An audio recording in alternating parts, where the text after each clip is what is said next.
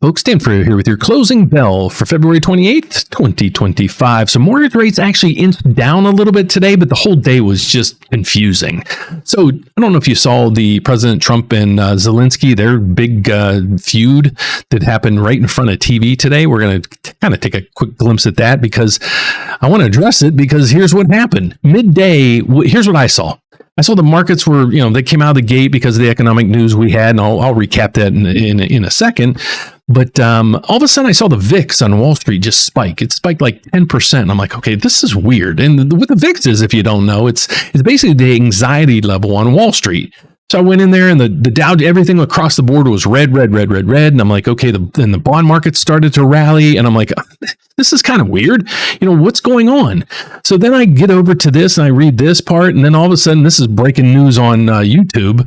So we're all over the world, basically. So if you haven't seen this yet, this gets pretty contentious. So this is basically Zelenskyy from Ukraine came over to the United States to try to negotiate what happened. And this is what basically caused eruptions in the markets this afternoon that basically was right through here. S&P surges more than 1% to end the stormy February as investors look past the Trump-Zelenskyy crash. So check this out. It gets pretty heated. This is just a little section of this, but this is the heated part that I want to show you guys. Don't know where it's going to take us from here. World War III?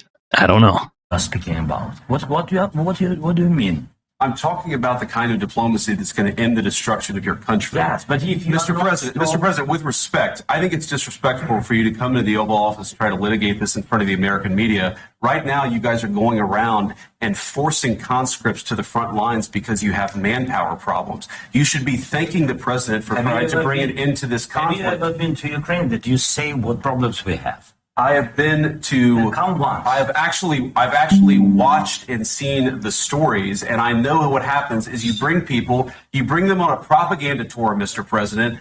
Do you disagree that you've had problems bringing people into your military? And do you think that it's respectful to come to the Oval Office of the United States of America and attack the administration that is trying to prevent the destruction of your country? A lot of questions. Let's start from the beginning. Sure. First of all, during the war, everybody has problems. Even you, but you have nice ocean and don't feel now, but you will feel it in the future. God bless. You don't know that. God bless. God bless. You will not have to work. Don't tell us what we're going to feel. We're trying to solve a problem. Don't tell us what we're going to feel. I'm not telling you. Because you're in no position to dictate that. That's exactly what you're doing. You're in no position to dictate what we're going to feel. We're going to feel very good. Feel influence. We're going to feel very good and very strong. You will feel influence. You're right now not in a very good position. You've allowed yourself to be in a very bad position, and he happens to be right about it. From the very beginning of the war. You're not in a good position. You don't have the cards right now. With us, you start having cards. Right now, you don't have. You're playing cards. You're playing cards. You're gambling with the lives of millions of people. You're gambling with World War III. You're gambling with World War III.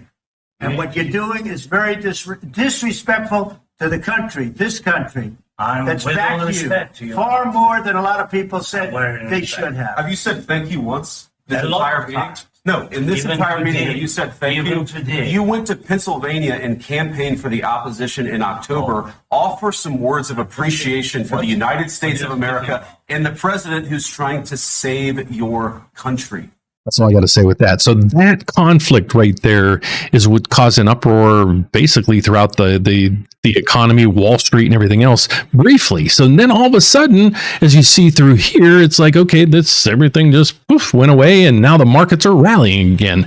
So here's what my concern is basically all the economic data that came in pretty good. One thing that slid under the radar though today is right through here. I want to show you. It's the Atlanta Fed GDP. Last reading was 2.3 positive. It's actually a negative 1.5, and they were expecting it to stay at a 2.3. So that's concerning right through there. Another piece of the puzzle that I think a lot of people are missing as well is I think the economy is, like Jamie Dimon said the other day, a lot of the money has flushed out of the system already. And I'm going to show you guys, I got in a lot of trouble with a lot of YouTubers and people saying, Dan, you keep saying everybody has all this money and stuff like that. It's BS. Well, I want to show you something. I'm going to show you how inflation got created over the last few years. But but what we're seeing right now is personal spending month over month has just plummeted. We went from a positive 0.8. It was supposed to come down to a 0.2. It actually went negative. So that's what we're seeing right through that section, right through there. So here's the scary part. First quarter GDP, the Atlanta Fed just came out with, they're saying it's going to hit negative territories. That's not a good sign for us. So we're going to continue to monitor this. One piece of the puzzle I want to show you guys here in a second is there's a former Fed official just talked on CNBC. I'm just going to show you a short little clip it. And she gives us insight. She basically just says it.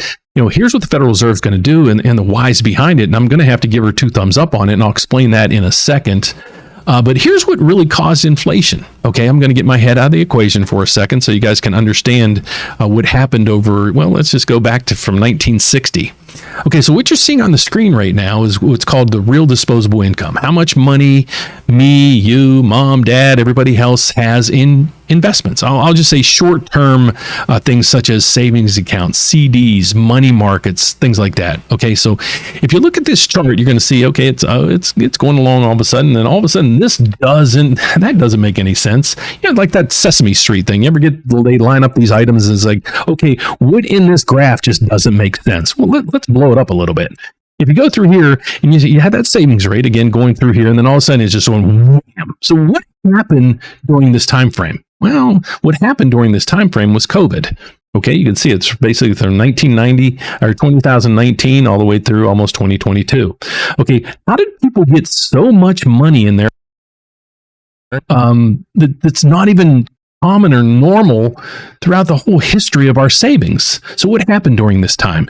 And here's what I told people, and here's actually what happened. And I had even people boot me off of YouTube. Okay, so what happened back during COVID, and this was the creation of inflation, just so you guys understand, is the federal government, they pumped out a bunch of stimulus. A lot was needed. I think they quite a bit overdid it.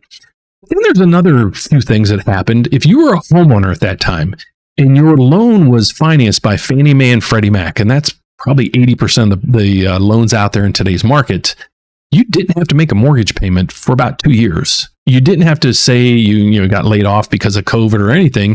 You could have continued to work. You could have continued to get COVID money. And then you also didn't have to make a during that time as well, they had forbearance on student loans.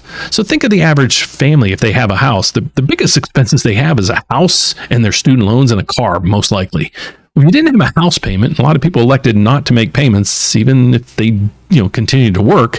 They're like, okay, now I don't have to make a house payment. That's $2,000 a month, and I don't have to make a student loan payment. That's $500-$700 a month, and I'm getting stimulus money on top of my job.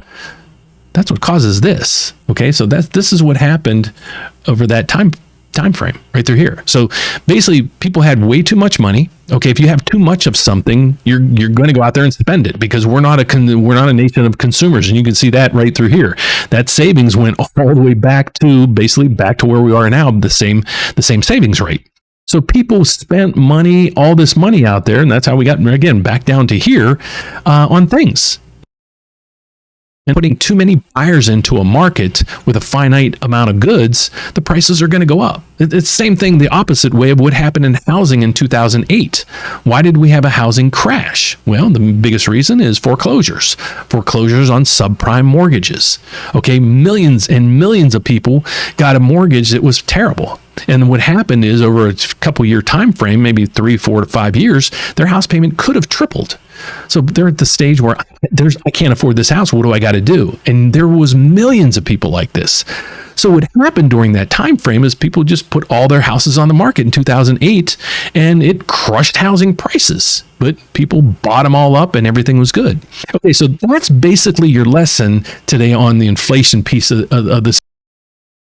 This stuff has context, but I want to explain to you guys what happened with inflation. Inflation's coming down now. I think a lot of the money's been pulled out of the money supply, and now you're getting back to people who are consumers actually getting back into their spending limits. And again, Jamie Dimon said the other day, consumers, everybody seems to be okay on paper. Okay, I know it's on paper, but nowadays it's, because we don't have all this extra money, now if you want to buy something extra or go somewhere fancy or something, you have to take it away from some other entity. You can't afford to buy. So that's kind of what's happening right now. So then you had home prices, pumping up to the levels we haven't seen because they keep hitting historic numbers.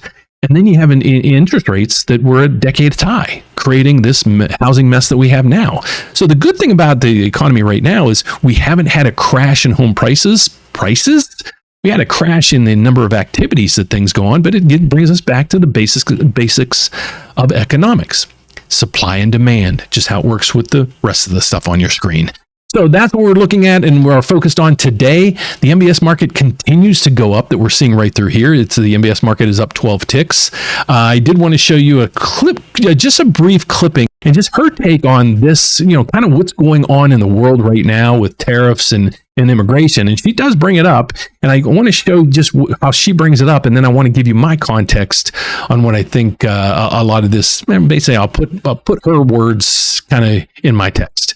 So let's take it away with this interview. All right, joining us now, former Kansas City Fed President Esther George. And I think you heard all of that, Esther. And I don't know if Jay Powell's watching. I'd say hi too if you're watching. Maybe you want to say hi too, Esther. You haven't seen him in a while. But no hurry at this point. I heard that and I thought, for now, are we in a position where the economy or consumers or somebody where there could be a data point that does cause the Fed to think, you know what, we're too restrictive?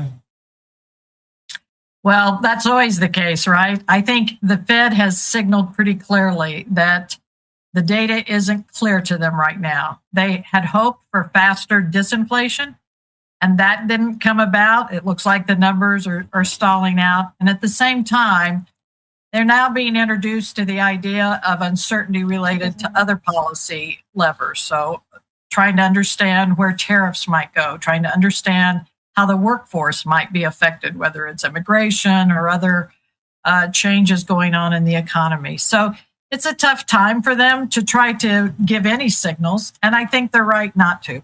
So now let's chime in on that, what I think. Okay, so tariffs, yes. Are they going to be inflationary? Yeah, they're going to be inflationary. How long it's going to last, how much of it's going to be, flow over to the consumer, but yeah, it's not going to help inflation.